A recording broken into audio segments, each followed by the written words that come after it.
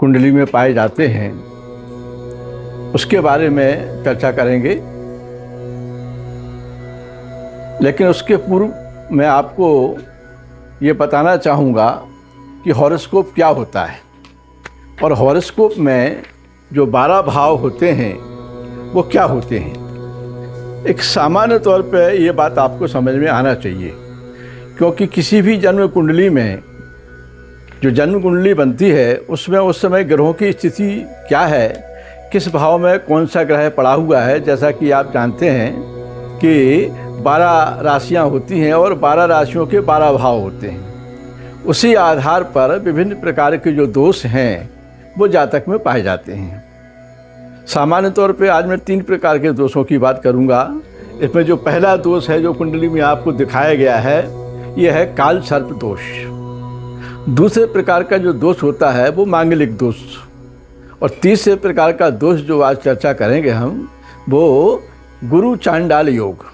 तो 3 प्रकार के जो योग होते हैं, क्यों होते हैं, कुंडली में उनकी क्या स्थिति होती है और उसका निराकरण हम कैसे कर सकते हैं, इसके बारे में चर्चा करेंगे। भक्तों, जन्म कुंडली जो होती है वो आपका पूरा विवरण होता है।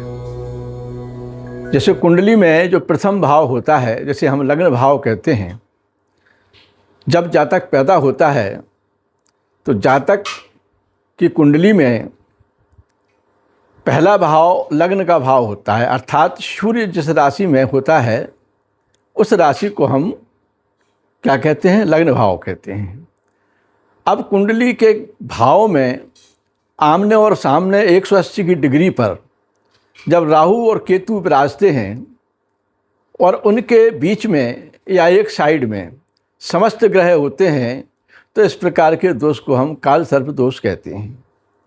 काल सर्प दोष जो है वो एक्चुअली काल अर्थात नाग और नागिन जो कि शक्ति और सूर्य का अवतार होते हैं, उनके आधार पर यह दोष माना गया है। हालांकि नाग के बारे में मैं आपको बता दूं, नाग पंचमी में पुराणों में वो लिखित है, नाग पंचमी के दिन हम सब लोग नाग की पूजा करते हैं। नाग कभी किसी को अनावश्यक नहीं छेड़ता है। अरे जो नाग भगवान शिव के गले में अटखेलियाँ करता है वो गलत कैसे हो सकता है। लेकिन दोष होता है, उसकी चर्चा विभिन्न ज्योतिष ग्रंथों में है, विभिन्न ज्योतिषियों ने की है, इसलिए हम उसकी चर्चा आपसे सतत सप्ताह भर करते रहेंगे। राधे राधे।